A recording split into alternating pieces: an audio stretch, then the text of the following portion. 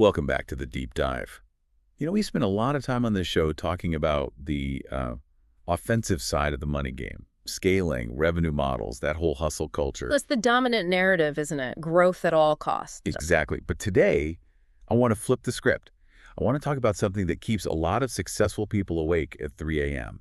It's that terrifying realization that making the money, that's actually the easy part. Oh, absolutely. Keeping it, that is a completely different beast. That is the fundamental distinction between being rich and staying rich. And the funny thing is, the skills you need for the first one can actually sabotage the second. Okay, that is a tease if I ever heard one. So today we're digging into a stack of documents that frankly scared me a little bit, but in a good way. We've got this guide, Safeguarding Your Legacy, and we're pairing it with the work of Lunka Sturman, Right. She's a South African trust consultant. and an asset protection specialist. And her work is vital because she focuses on our context. I mean, SARS, the Master of the High Court, our specific marriage laws. It's a very unique landscape. It is, and our mission today is really to answer one question. How do you build a fortress around your life's work? We're talking about trusts. And before you tune out thinking this is just for, the monopoly man or billionaires, It's actually the opposite. If you're a billionaire, you can afford to lose a few million. If you're a regular business owner, a doctor, an engineer, and you lose your assets, you don't recover from that. we're going to cover how a trust protects you from the big three: divorce, creditors, and the death tax. But also, and this is key, why DIYing this is just a recipe for disaster. It's like doing your own brain surgery to save on a consultation fee. A really bad idea. So let's start with the psychology. The source material opens with this idea of the entrepreneurial paradox. I read this and I just thought, okay, this explains so much. It's fascinating, right? Think about the personality traits you need to build a business from scratch. You have to be aggressive. You need a high tolerance for risk. You have to be an optimist, You have to believe that betting the farm is going to pay off. Right. You're pushing all your chips into the center of the table. Exactly. But here's the problem. The mindset you need to preserve wealth is the polar opposite. It requires caution. It requires pessimism, assuming the worst case scenario. It requires being risk averse. So you're saying the brain that makes the money is kind of naturally wired to lose it? In a way, yes. And very few people can just flip that switch. The source even mentions the three-generation curse, which is a global thing, not just South Africa. It's the whole shirt sleeves to shirt sleeves thing. Precisely. The first generation builds the wealth through, blood, sweat, and tears. They know the value of a rand. The second generation sees the work, so they maintain it. But the third. The third generation, they never saw the struggle. They just see the bank account. And they tend to, dissipate it. So this fortress strategy isn't just about protecting money from the outside world. It's about protecting the creator from themselves and the family from its own. Lack of discipline. It's about installing a governance system that outlives you. It's making sure the legacy doesn't crumble just because the founder isn't there holding a roof up. Okay, let's make this real. The sources gave us some brutal case studies, and I want to dwell on these because they really drive the point home. The story of Jonathan Mitchell. This wasn't some reckless gambler. No, this is a tragedy, and honestly, it happens every single day in South Africa. So Jonathan spent 25 years building a construction company, pillar of the community. But in construction, cash flow, He's oxygen. it's everything. He took on a massive project for a major developer. We're talking his flagship project. But then the developer went belly up, bankrupt, owed Jonathan 3 million rand. Now, normally a business might survive a 3 million rand hit. It would hurt, but you survive. The business could, yes. But Jonathan made the fatal mistake that most entrepreneurs make. He had signed personal guarantees for the company's debts. Ah, the dreaded personal surety. The silent killer. When the developer didn't pay Jonathan, Jonathan couldn't pay his suppliers. And the suppliers didn't care about the developer. They looked at the contract, saw Jonathan's signature, and went straight for him. Personal. And this is the part that just guts you. They didn't just liquidate the company assets. No. They pierced right through that corporate veil. They took his personal home, they took his car, they seized his retirement annuity. At 55 years old, 25 years of work, gone. Erased in 6 months, he was left with nothing. Because there was no separation. Yeah. He and the business were exactly the same thing. He went down with the ship because he was chained to the mast. And I know some listeners are thinking, well, I don't run a construction company. Yeah. But the source also mentions Margaret Thompson. She was a chartered accountant. Right, the professional risk. This applies to doctors, engineers, lawyers, anyone selling their expertise. So what happened to her? She gave some tax advice. It was standard stuff at the time, but SARS challenged it years later. Her client, looking for someone to blame, sued her for negligence. And she had professional indemnity insurance, of course. But I'm guessing it wasn't enough. It's never enough when things go really wrong. The claim exceeded her coverage by millions, and she was personally liable for the excess. So, just by working in your profession, if you hold assets in your own name, you're basically a walking target. In today's world, litigation is a business model. If you have assets in your name, you're a target. If you have nothing in your name, you aren't worth suing. It really is that simple. Okay, that is sufficiently terrifying. We've established the problem. Owning things is dangerous. So let's talk about the solution. Enter this fortress. A trust always sounded so complicated to me. It's something you do to dodge taxes. But here, it's a shield. Strip away the legalese, and a trust is just a relationship. It's a contract. You, the founder, transfer your assets to a group of people, the trustees. They manage those assets for the benefit of a third group, the beneficiaries. But here is the aha moment, the legal magic trick. Which is? Separation of ownership. When you move an asset into a trust, you do not own it anymore. The trust owns it. But wait, I can still live in the house, drive the car. Absolutely. You enjoy the benefit of the asset. You can even control it if you're a trustee. But you do not hold the title, and this is so crucial because of a fundamental legal principle. A creditor cannot take from you what you do not own. I love the analogy Lumka Sturman uses here, the asset protection fortress. It's a brilliant visual. She says to imagine your business, your trading company, as a soldier on the battlefield. The soldier is fighting, taking risks, exposed, but the trust is the castle, way behind the lines. So the soldier sends the loot back to the castle for safekeeping. Exactly. The trust holds the wealth, the company carries the risk. If the soldier gets shot, if the company goes bust, the castle is still standing. The gates are locked. The creditors can storm the battlefield, but they can't cross the moat. And we have a success story for this one. Robert Campbell. He's the guy who actually did this right. Robert is our hero here. He was in a similar high-risk trading business, but 5 years earlier, on the advice of a consultant like Lumka, he had moved his investment properties into a trust. These are worth about 8 million rand, right? Correct. So, fast forward. His company hits a recession, the business fails, and he had personal guarantees, just like Jonathan. The creditors came knocking. They took his personal bank account, his car, but when they tried to attach the 8 million in property, He hit a force field. a brick wall, the properties belonged to the Campbell Family Trust, not Robert Campbell, and the court ruled they were completely untouchable. So Robert lost his business, but his family kept their wealth. Not only that, the rental income from those properties paid for his living expenses while he started his next venture. That is the fortress in action. It gave him a second chance. But, and this is a huge but, there's a catch, you stressed he did this 5 years prior. This brings us to timing. I feel like so many people hear this and think, okay, cool, I'll set up a trust if I ever get sued. And that is the fatal error. You cannot buy fire insurance when your house is already on fire. This is where the Insolvency Act comes in. It has teeth. Razor-sharp teeth. If you transfer assets into a trust when you are already in financial trouble or when a debt is imminent, the law calls that disposition without value to prejudice creditors. Meaning you're just hiding money to cheat the people you owe. Exactly. And the courts can unwind it. They can look back 2 years, sometimes even longer if they can prove intent. The source gives the example of Michael Patterson. He gets a letter threatening a lawsuit from a client. The very next week, he frantically transfers his holiday home into a trust. Let me guess. It didn't work. Not at all. When the lawsuit hit and he lost, the judge just looked at the timeline. It was obvious. The judge set the transfer aside, pulled the house back into his personal estate, and basically handed it to the creditor. You have to build the fortress when the sun is shining. There's another storm we need to talk about. It's not a business creditor. It's actually, statistically, much more likely. Divorce. The financial devastation of a divorce is often worse than bankruptcy for a business owner. Now, I know what listeners are thinking. I'm smart. I have an antenuptial contract, an ANC. I'm safe. And that's a dangerous assumption.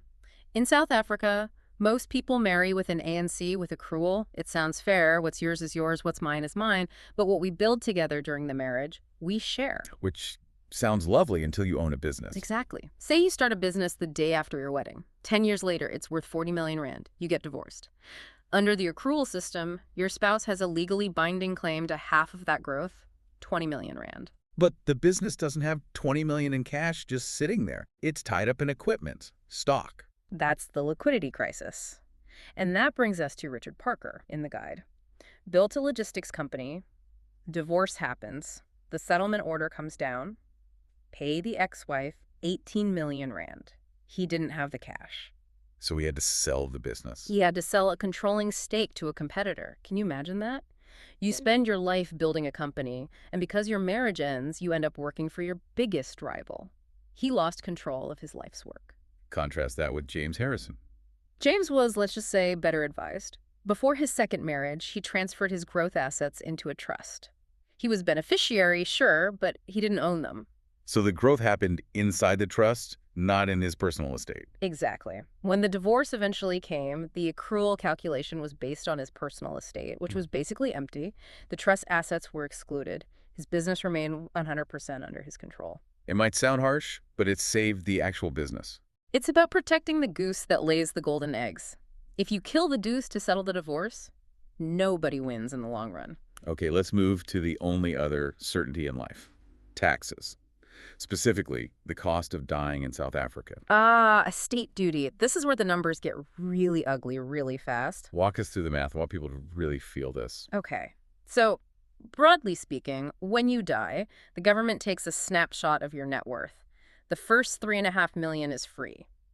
But anything up to our 30 million, they take 20%. And if you're successful enough to have over 30 million, they take 25% of the excess. That's a quarter of your wealth, just gone for dying. It gets worse. Capital gains tax is also triggered at death. It's treated as if you sold everything you own the moment you die. So you have estate duty and capital gains tax hitting you at the same time. And this bill, Oh. it's not something you can pay off over 10 years, is it? No. SARS wants their money now, usually within a year. And this creates that massive liquidity crisis we talked about. We saw this with the William Anderson case study. Right. William was a manufacturing tycoon. Died with a 70 million rand estate. A huge success story, on paper. On paper, yeah. But his wealth was in the factory, the machinery, the stock. He didn't have cash. The combined tax bill, estate duty, plus CGT came to nearly 12 million rand. So the family inherits this factory, but they also inherit a 12 million rand debt to the government. And they couldn't pay it. They had to sell off key machinery and a warehouse just to raise the cash. They were selling at fire sale prices because they were desperate. It crippled the business. 2 years later, the company closed down. The tax bill literally killed the legacy. It did. So how does the trust fix this? Because the trust has value too, right? This is the beauty of it. Let's look at Catherine Williams. She was smart. Over 20 years, she slowly moved her wealth into a trust. She used loan accounts. She used her annual donation allowance. She was basically draining her personal name and filling the trust. So when she died, Her personal estate was almost nothing. Maybe a car and some furniture. Yeah. The tax bill, negligible. but the trust is sitting there with millions. Yes, but, and this is the absolute key, trusts don't die. A trust is a legal entity that can exist forever. It doesn't attract estate duty. So the family business, the investments, the holiday home, they all stayed in the trust untouched by SARS. The beneficiaries just kept receiving their distributions like nothing ever happened. That's what the source calls pegging the value. Exactly. You freeze your personal estate value today, you move the assets now, and all the future growth happens inside the trust, outside the tax net. Okay, I'm sold. I need a fortress. I need a trust. But here's the trap.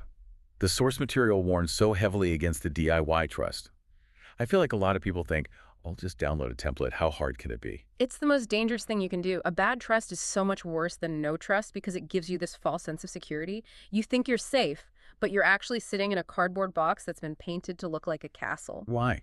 What goes wrong? The courts are always looking for what they call a sham trust.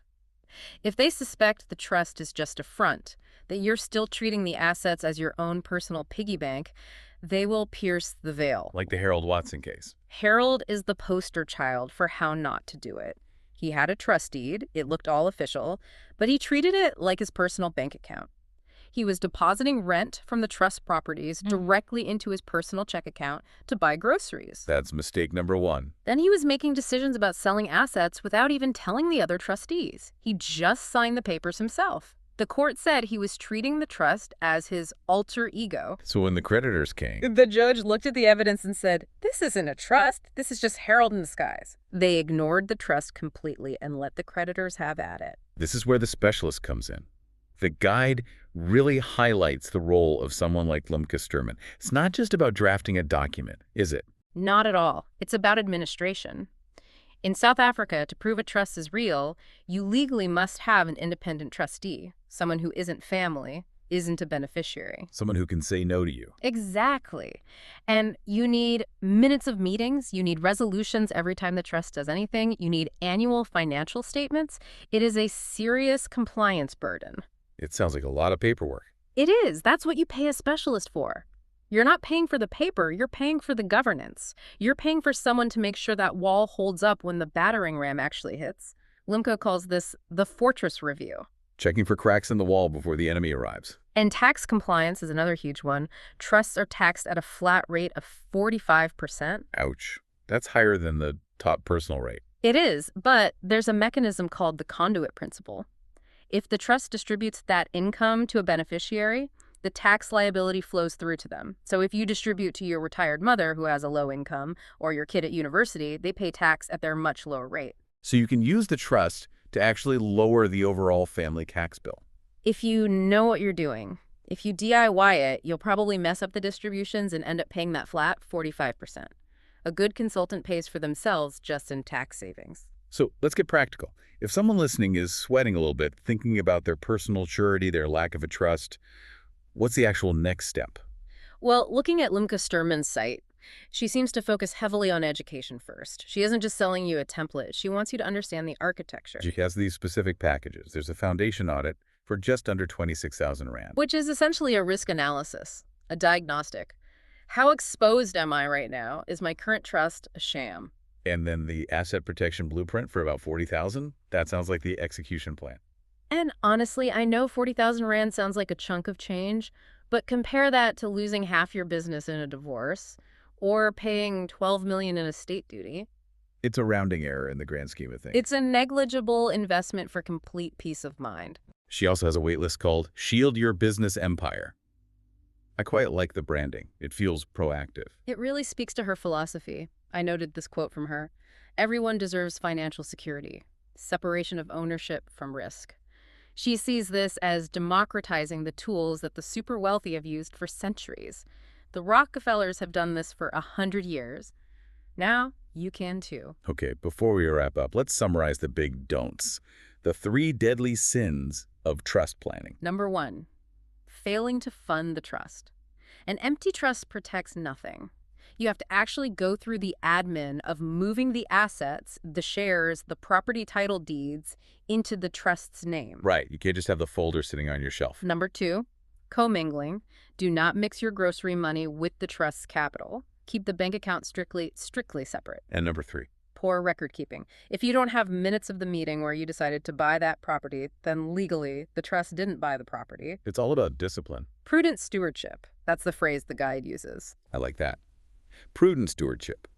It's not about hiding money on some island. It's not about dodging responsibility. No, it's about ensuring that your hard work actually benefits the people you intended it for. It's about making sure your legacy survives you. It's about making sure that when you fall, the castle is still standing. So, here's the provocative thought to leave you with today. We spend our whole lives trying to build a fortune for our families. But you should ask yourself this. If you died tomorrow, would your family actually inherit that fortune? Or would they inherit a liquidity crisis and a tax bill that forces them to sell everything you built? That is the question every business owner really needs to answer, honestly. And if you don't like the answer to that question, the website is www.lemcasterman.com. You can join the asset protection waitlist or find her book on Amazon. Protect the fortress. Protect the Fortress. Thanks for listening to this deep dive. We'll see you next time.